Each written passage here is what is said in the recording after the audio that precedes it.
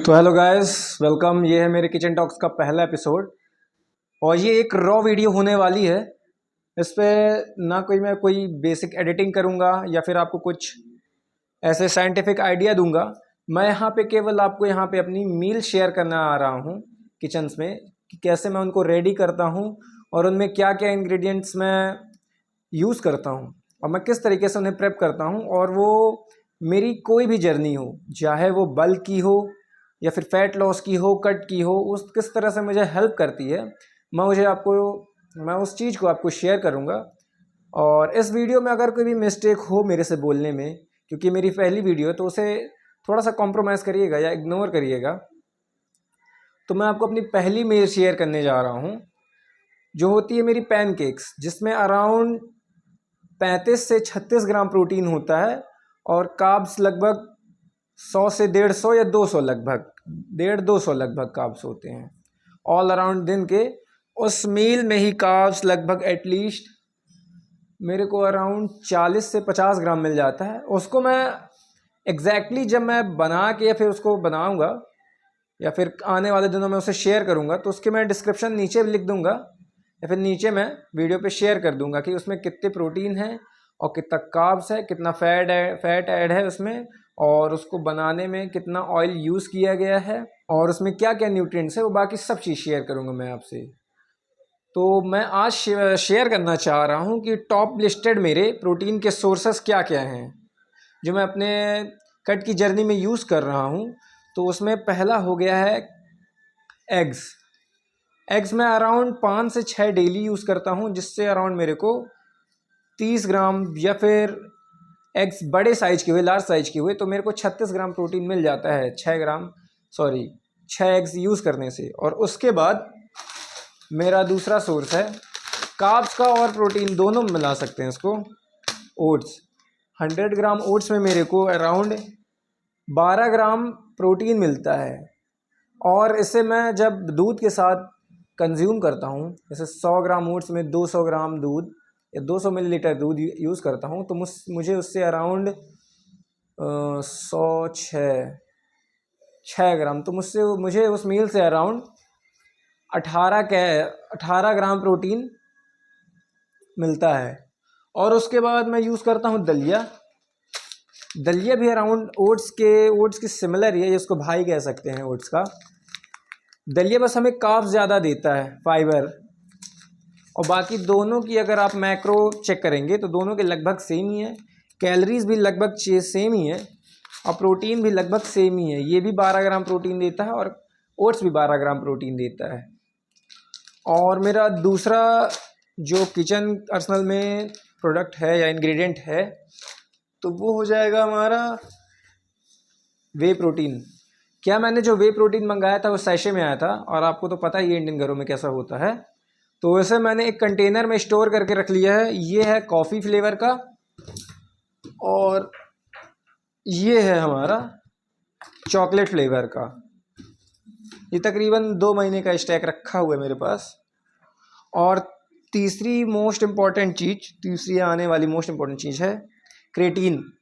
अगर मैं कैसा कोई एक चीज़ कहूँ कि अगर आप किसी चीज़ को कंज्यूम करो या ना करो आपकी जर्नी में, या फिर बॉडी बिल्डिंग की जर्नी में, या फिर आपकी जो वर्कआउट की जर्नी है, आपको जहाँ तक आपका गोल है, आपको जाना चाहते हो, वहाँ आप जाना चाहते हो अगर उस चीज़ को रीच करने में, तो ये क्रेटीन आपको एक स्टेप फॉरवर्ड करेगा बाकी लोगों से, अगर आप कंज्यूम करते हो तो। अराउंड 5 से 6 ग्राम यूज़ करना है इसे। अभी जैसे कि मैं अभी कल से चालू किया हूँ, तो मैं इसे लोडिंग फेज़ में चालू किया हूँ, जिसमें अराउंड मैं 10 से 12 ग्राम यूज़ कर रहा हूँ, इससे ज़्यादा नहीं। क्यों, ऐसा नहीं है कि इससे ज़्यादा यूज़ नहीं कर सकते, लेकिन मैं इतना प्रेफर करता हूँ कि 10 से 12 ग्राम। और जो हमारी दूसरी या फिर अगली चीज़ रहेगी सॉल्ट। हम देखेंगे कि सॉल्ट जो है हमारी इस ट्रांसफॉर्मेशन की जर्नी में बहुत मदद करेगी। वो कैसे?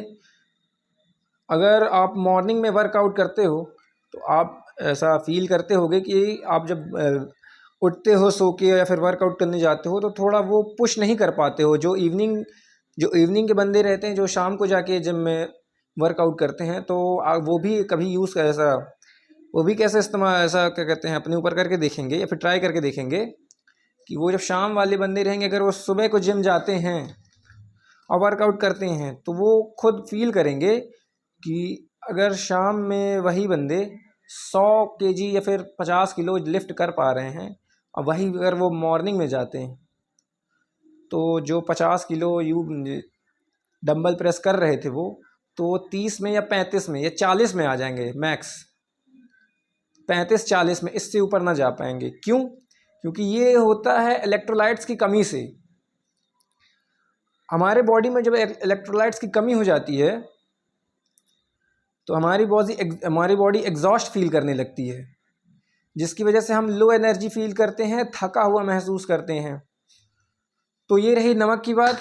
और हमारा अगला आइटम है, कोई भी कॉफ़ी ले सकते हो आप वर्कआउट के पहले। आप प्री वर्कआउट ले सकते हो अगर आपके पास है, तो फिर उससे बेहतर क्या चीज़ है। लेकिन मैं कहना चाहूँगा कि वर्कआउट के 1 घंटे पहले 2 सैशे, या फिर अगर नेस्कैफ़े का कोई बड़ा वाला आपके पास कॉफ़ी हो, 10 वाला हो, तो उसको 1 सैशे यूज़ करिएगा। उसको यूज़ करने से जो कैफ़ीन हिट होता है आपकी बॉडी में, और जो बॉडी एकदम फोकस हो जाती है, एकदम जो आपको वर्कआउट करना रहेगा, तो सामने आपका वर्क एकदम रहेगा, तो उसमें आपका पूरा फोकस रहेगा और आपका मन जो है ना, पर डाइवर्ट नहीं होगा। अगर आप सोच रहे हो कि 15 रेप्स मेरे को मारने हैं, तो वो 15 रेप्स के लिए आपका माइंड आपको पुश करेगा कि नहीं भाई तुम मार सकते हो।